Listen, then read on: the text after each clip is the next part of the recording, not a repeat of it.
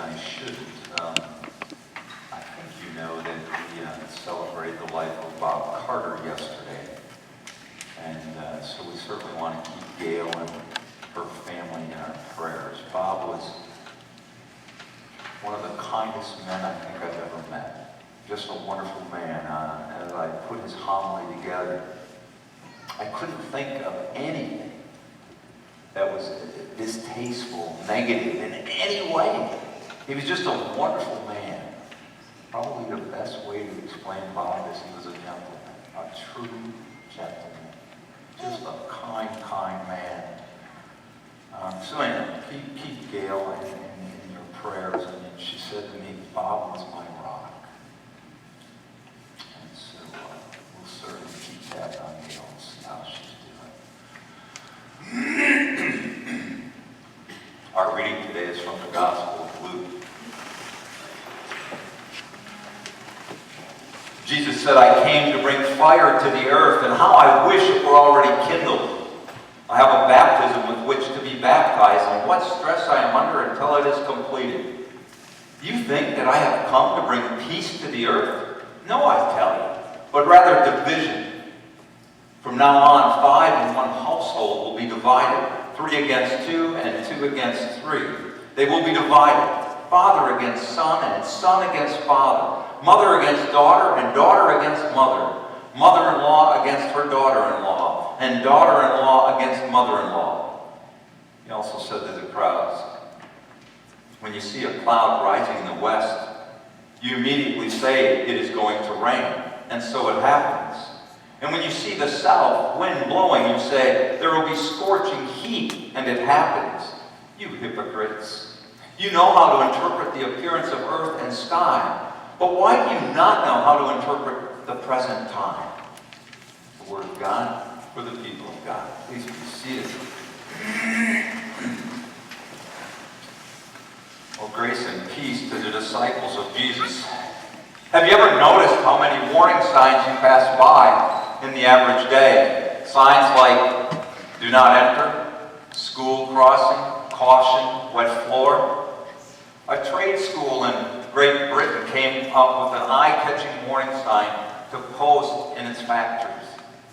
On a piece of electrical equipment, they posted a truly scary sign. Danger, do not touch.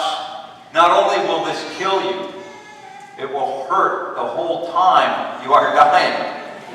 That's a warning sign you don't want to ignore. In our Bible passage for today, Jesus has a warning for his followers. The warning is this: if we choose him as our Savior and Lord, then we may very well face criticism and rejection, even in our most intimate relationship, our relationships with our family. Listen closely to these disturbing words. I have come to bring fire on the earth, and how I wish it were already kindled. Do you think I came to bring peace to the earth? No, I tell you, but division. From now on, families will be divided.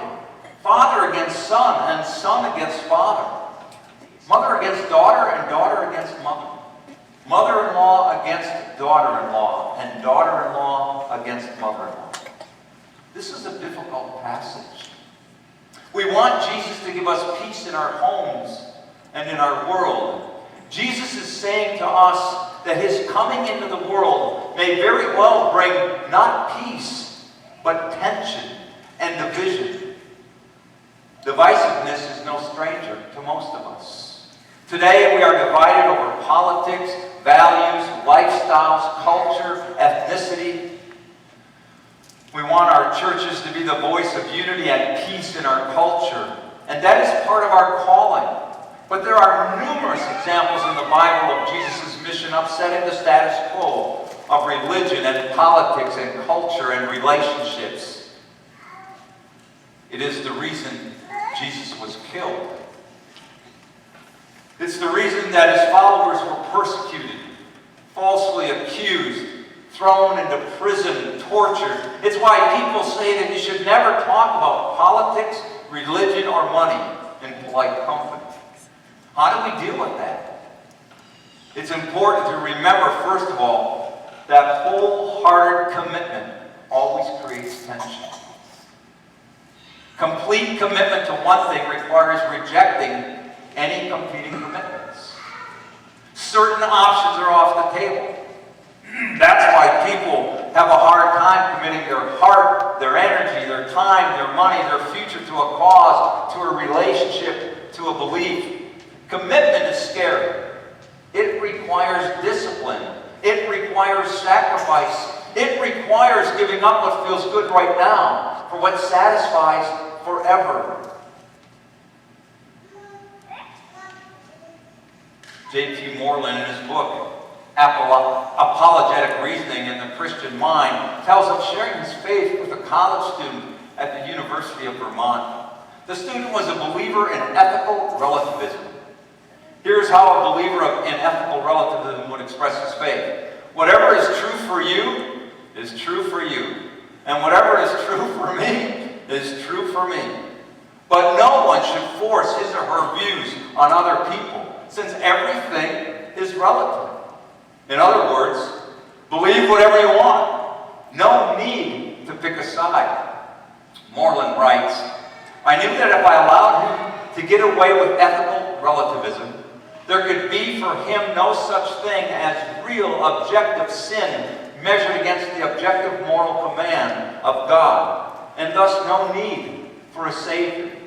I thanked the student for his time, and I began to leave his room. On the way out, I picked up his small stereo and started out the door with it.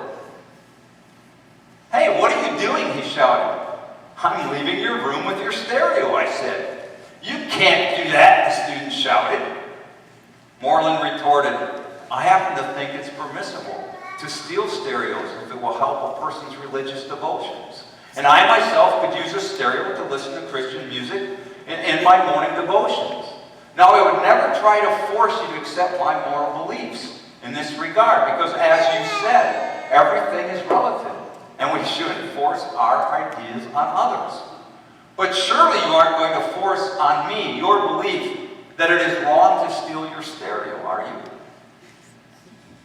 You see what he was doing?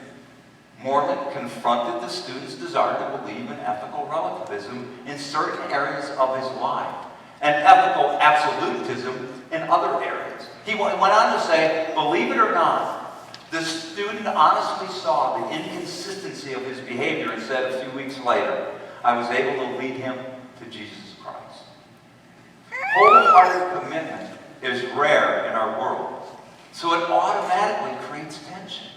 People who make a difference in the world are always controversial. Let me share a wonderful story of how total commitment can cause tension and even division. Ron Luce's parents divorced when he was a child. When he was 15, his father invited him to move in with him. Now, his father was not the kind of father most of us would hope a dad would be. His dad encouraged Ron to smoke pot and party. Now, for a while, Ron thought he'd found the perfect life. But then a friend of his invited him to come to church with him.